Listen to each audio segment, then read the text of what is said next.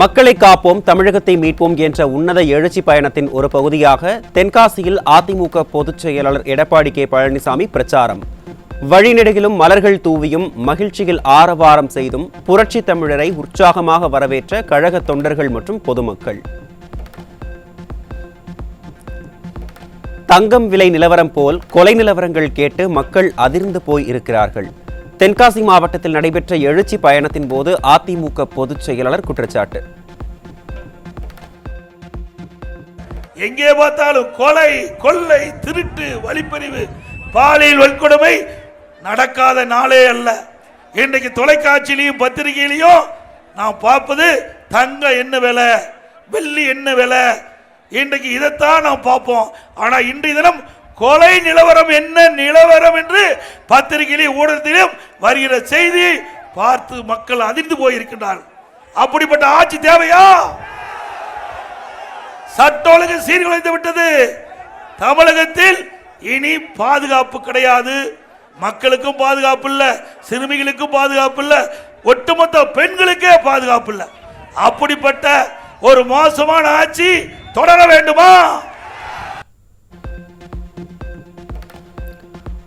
அதிமுக ஆட்சி அமைந்தவுடன் 4000 அம்மா மினி கிளினிக்குகள் புதிதாக தொடங்கப்படும். எழுச்சி பயணத்தின் போது அதிமுக பொதுச் செயலாளர் திட்டவட்டம். மீண்டும் அதிமுக ஆட்சி மலரும், இந்த அம்மா மினி கிளினிக் திட்டம் தொடரும். இப்போ 2000 தான் நாங்க கொடுத்தோம். 2000 அம்மா மினி கிளினிக் தான் கிராமத்திலிருந்து நகரம் வரை ஏழை மக்கள் வசிக்கின்ற பகுதியை தேர்ந்தெடுத்து நாங்கள் அந்த அம்மா மினி கிளினிக் அமைத்தோம். மீண்டும் உங்களுடைய துணையோடு ஆட்சி அமைகின்ற பொழுது தமிழ்நாடு முழுவதும் 4000 அம்மா மினி கிளினிக் துவக்கப்படும். திமுகவின் ஆயுட்காலம் 7 மாதங்களே உள்ள நிலையில் மக்களின் குறைகளை எப்படி நிறைவேற்ற முடியும்? எழுச்சி பயணத்தின் போது அதிமுக பொதுச் செயலாளர் கேள்வி. திமுக ஆயுள் காலம் இன்னும் 7 மாசம் தான் இருக்குது.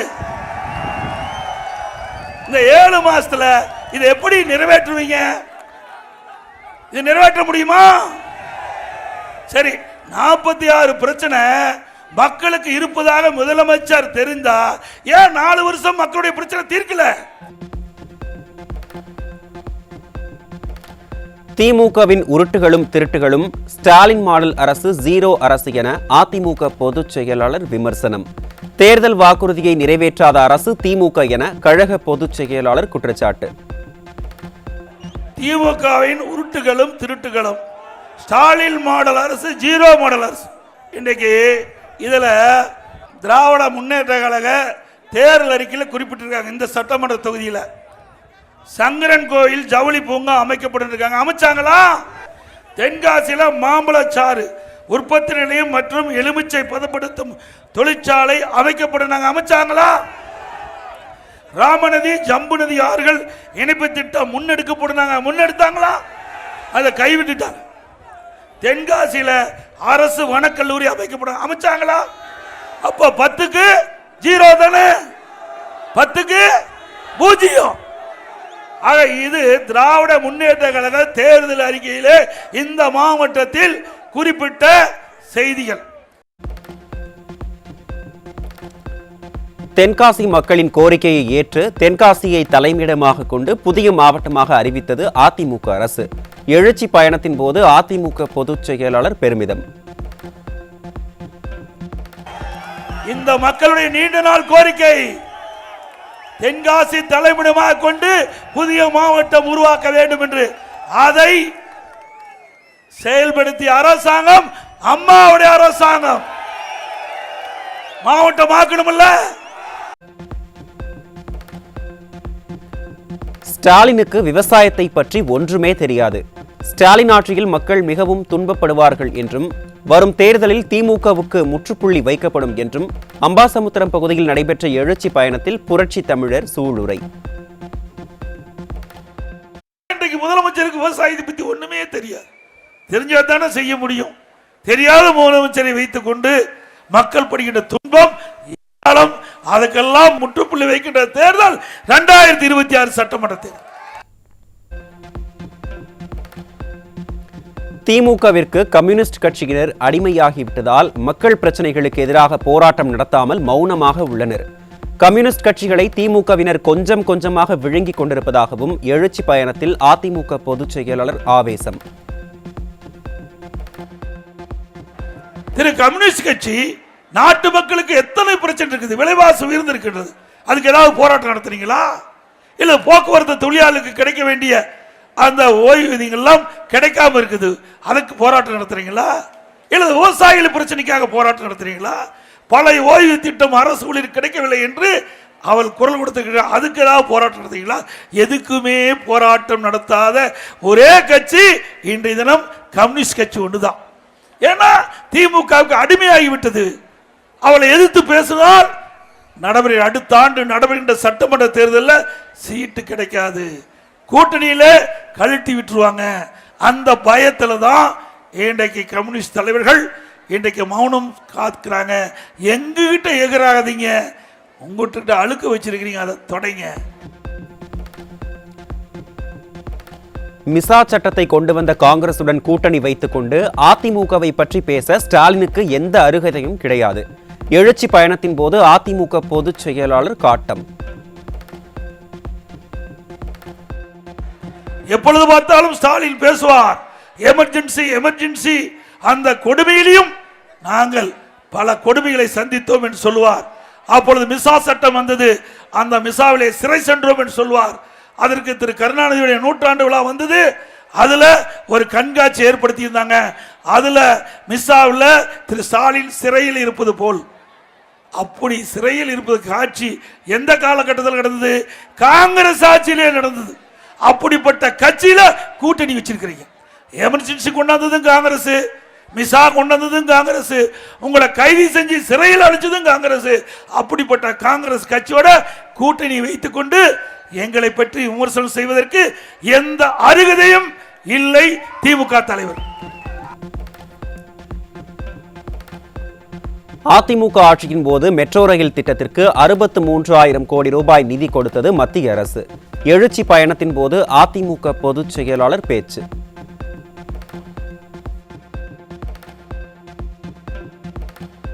இந்தியாவிலேயே ஒரே திட்டத்திற்கு 63,000 கோடி தமிழ்நாட்டு மக்களுக்கு கொடுத்த அரசு மத்திய அரசு. மெட்ரோ ரயில் திட்டம், சென்னையில் இருக்கின்ற மெட்ரோ ரயில் திட்டம் இதுவரை தமிழ்நாடு இந்திய வரலாற்றிலேயே ஒரு திட்டத்திற்கு 63,000 கோடி கொடுத்தது கிடையாது. இன்றைக்கு மத்திய அரசு தமிழ்நாடு மக்கள் மீது நம்பிக்கை வைத்து அதன் அடிப்படையிலே மத்திய அரசாங்கம், நான் முதலமைச்சர் இருந்த பொழுது மத்திய உள்துறை அமைச்சர் நேரடியாக சென்னைக்கு வந்து மெட்ரோ ரயில் திட்டம் கட்டம் 2க்கு 63,000 கோடியில அடிக்கல் நாட்டப்பட்டது. திரு ஸ்டாலின் அவர்களே,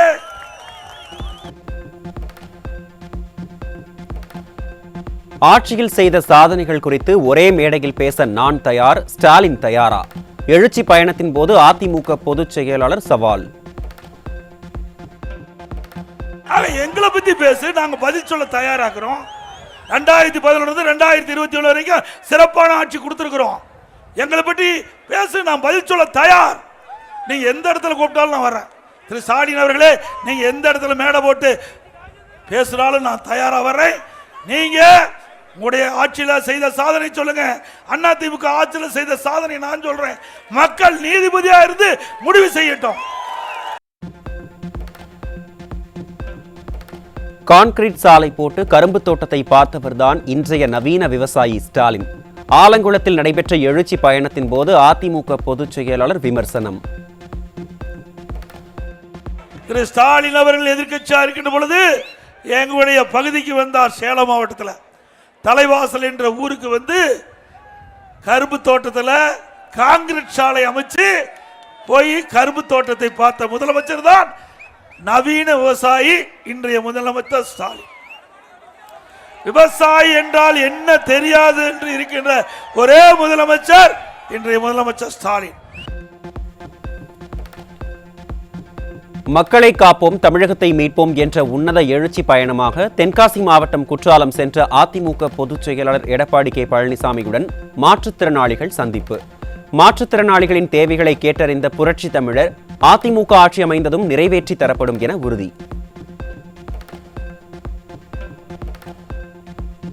தென்காசி மாவட்டம் குற்றாலத்தில் அதிமுக பொதுச் செயலாளர் எடப்பாடி கே பழனிசாமியுடன் மருத்துவக் கல்லூரி மாணவ மாணவிகள் சந்திப்பு. அதிமுக ஆட்சியின் போது அறிவிக்கப்பட்ட 7.5% இடஒதுக்கீட்டில் பயன்பெற்ற மாணவ மாணவிகள் கழக பொதுச் செயலாளருக்கு நேரில் நன்றி தெரிவிப்பு. மக்களை காப்போம், தமிழகத்தை மீட்போம் என்ற உன்னத எழுச்சி பயணமாக தென்காசி மாவட்டம் குற்றாலம் சென்ற அதிமுக பொதுச் செயலாளருடன் விவசாயிகள், விடுதி மற்றும் தொழில் நிறுவன உரிமையாளர்கள் உள்ளிட்டோர் சந்திப்பு.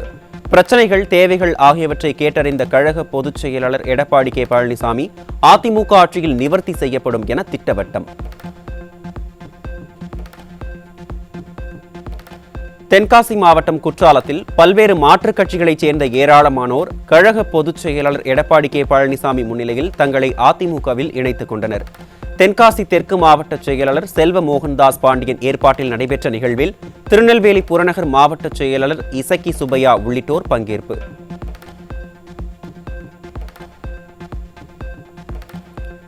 கோவை மாவட்டம் பொள்ளாச்சி நகராட்சியில் நிலவி வரும் பல்வேறு நிர்வாக சீர்கேடுகளை கண்டும் காணாமல் இருந்து வரும் விடியா திமுக ஸ்டாலின் மாடல் அரசை கண்டித்து வரும் 13ஆம் தேதி மாபெரும் கண்டன ஆர்ப்பாட்டம் நடைபெறும். முன்னாள் அமைச்சர் பொள்ளாச்சி வி ஜெயராமன் தலைமையிலும் கழக அமைப்பு செயலாளர் சே தாமோதரன் முன்னிலையிலும் ஆர்ப்பாட்டம் நடைபெறும் என அதிமுக பொதுச் செயலாளர் எடப்பாடி கே பழனிசாமி அறிவிப்பு.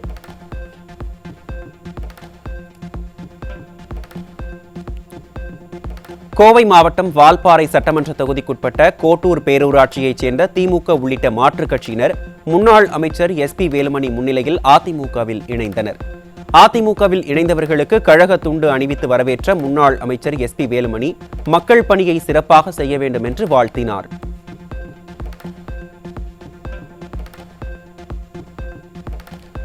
நியூஸ் ஜே தொலைக்காட்சியின் பெயரை பயன்படுத்தி பொய் செய்திகளை பரப்பும் திமுக ஆதரவாளர்கள் ஸ்டாலின் பற்றி பேசுவதற்கு உண்மைகள் எதுவும் இல்லாததால் தோல்வி பயத்தில் உடன்பிறப்புகள் பொய்யான தகவல்களை பரப்பி வருவதாக குற்றச்சாட்டு.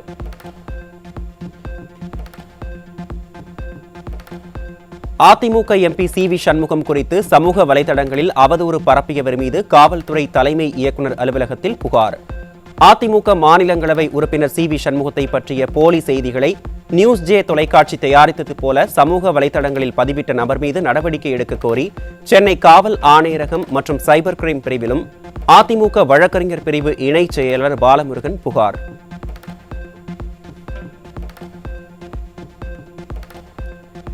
உத்தரகாண்ட் மாநிலம் தாராளி கிராமத்தில் மேக வெடிப்பால் ஏற்பட்ட பெரும் வெள்ளத்தில் ஏராளமான வீடுகள் அடித்துச் செல்லப்பட்டதால் பொதுமக்கள் அலறியடித்து ஓட்டம். இடிபாடுகளுக்குள் சிக்கி ஏராளமானோர் புதைந்திருக்கலாம் என்ற நிலையில் மீட்புப் பணிகள் தீவிரம்.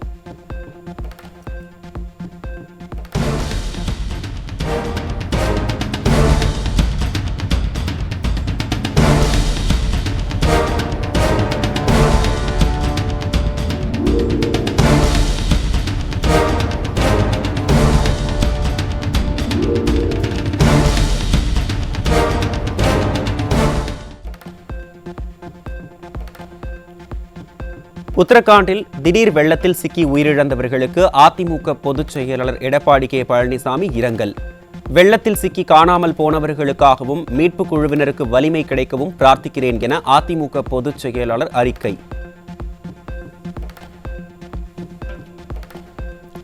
கள்ளக்குறிச்சி மாவட்டம் உளுந்தூர்பேட்டை அருகே காவல்துறை விசாரணைக்காக சென்ற முன்னாள் ஊராட்சி மன்ற தலைவர் போலீசார் மிரட்டியதால் மனமுடைந்து தூக்கிட்டு தற்கொலை செய்து கொண்ட பரிதாபம். திருப்புவனம் அஜித்குமார் போலீசாரால் தாக்கப்பட்டு கொல்லப்பட்ட வடுக்கள் இன்னும் மாறாத நிலையில் உளுந்தூர்பேட்டையில் மற்றொரு சம்பவம் அரங்கேறியுள்ளதால் மக்கள் அதிர்ச்சி.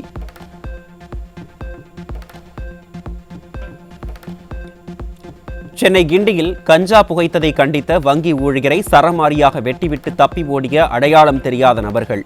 பாதிக்கப்பட்ட இளைஞர் உயிருக்கு ஆபத்தான நிலையில் கிண்டி பல்நோக்கு மருத்துவமனையில் அனுமதிக்கப்பட்டுள்ள நிலையில் முதலமைச்சர் என்ன நடவடிக்கை எடுக்கப் போகிறார் என மக்கள் கேள்வி.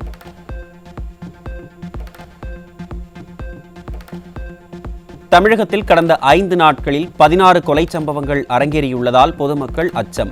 சட்டம் ஒழுங்கை பராமரிப்பதில் ஸ்டாலின் அரசு தோல்வியடைந்துள்ளதே கொலை சம்பவங்கள் அதிகரிக்க காரணம் என மக்கள் குற்றச்சாட்டு.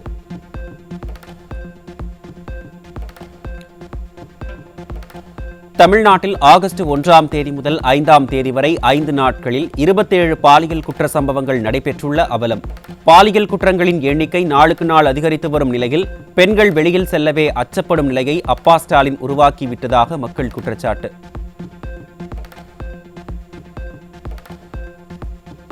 திருவள்ளூர் மாவட்டம் ஊத்துக்கோட்டை அருகே இளைஞர்கள் வாழ்வை சீரழிக்க கொண்டுவரப்பட்ட 500 கிலோ குட்கா சிக்கியது. ஸ்டாலினின் திமுக ஆட்சியில் தமிழகம் போதைப் பொருட்களின் குடோனாக மாறி வருவதாக மக்கள் குற்றச்சாட்டு.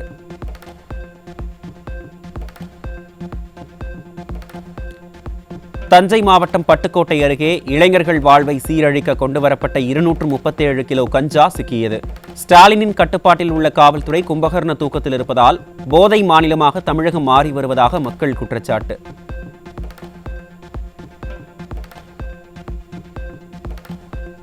தென்காசியில் அதிமுக கொடியை பிடுங்கி கீழே போட்டு அராஜகத்தில் ஈடுபட்ட காவல்துறையை கண்டித்து சாலை மறியலில் ஈடுபட்ட அதிமுகவினர். ஸ்டாலின் ஆட்சியில் காவல்துறை ஏவல் துறையாக செயல்பட்டு வருவதாக குற்றச்சாட்டு.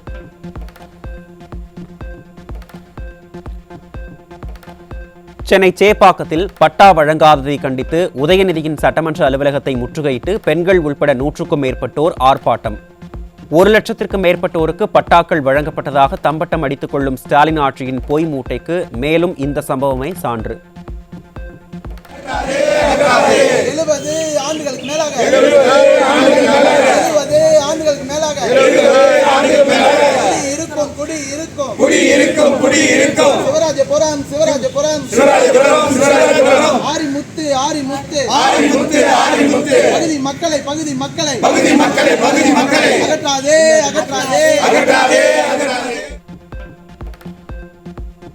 கடலூர் மாவட்டம் ஸ்ரீமுஷ்ணம் அருகே 30,000 நெல் மூட்டைகள் மழையில் நனைந்து சேதம்.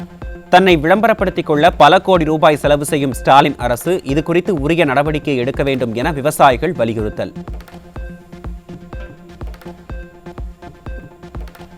மதுரை மாவட்டம் விக்கிரமங்கலம் அருகே மழைநீரில் மூழ்கி நெற்பயிர்கள் சேதம்.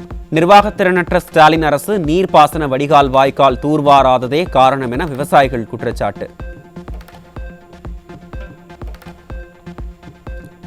தருமபுரி மாவட்டம் ஒகேனக்கலில் காவிரி ஆற்றில் வெள்ளம் கரை புரண்டோடும் நிலையில் அருகில் உள்ள பாலக்கோட்டில் தண்ணீர் இன்றி கரும்பு உள்ளிட்ட பயிர்கள் கருகும் அவலம். அதிமுக ஆட்சியில் கொண்டுவரப்பட்ட கால்வாய் திட்டங்களை அரசியல் காழ்ப்புணர்ச்சியால் ஸ்டாலின் அரசு கிடப்பில் போட்டுள்ளதால் விவசாயத்திற்கு தண்ணீர் இன்றி கண்ணீரில் தவிக்கும் விவசாயிகள். டிஎம் தண்ணி வந்து கடல்ல போய் கலக்குது. இந்த தண்ணியை மட்டும் இந்த பக்கம் மாவட்டத்தில் தருமபுரி கிருஷ்ணகிரி இதெல்லாம் மிக மிக மிக செழிப்பாக்கும்.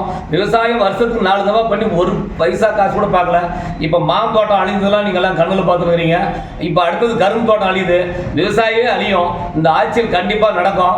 இந்த ஆட்சிக்காரர்கள் தயவு செய்து முதலமைச்சர் கவனத்தில் கொண்டு இன்னும் இருக்கின்ற 7-8 மாதத்திலாவது இந்த திட்டத்தை செய்யவில்லை என்றால் வருங்காலத்திலே திமுகவுக்கு ஒரு பெரிய பதிலடி விவசாயிகள் கொடுப்பார். திருப்பூர் மாவட்டம் உடுமலை நீர்வளத்துறை அலுவலகத்தில் கடைமடை பகுதிக்கு தண்ணீர் வழங்க கோரி விவசாயிகள் விஷம் குடித்து தற்கொலைக்கு முயன்றதால் பரபரப்பு. விளம்பர மாடல் ஸ்டாலின் அரசின் அலட்சியத்தால் விவசாயிகளும் விவசாயமும் அழிந்து வருவதாக விவசாயிகள் வேதனை.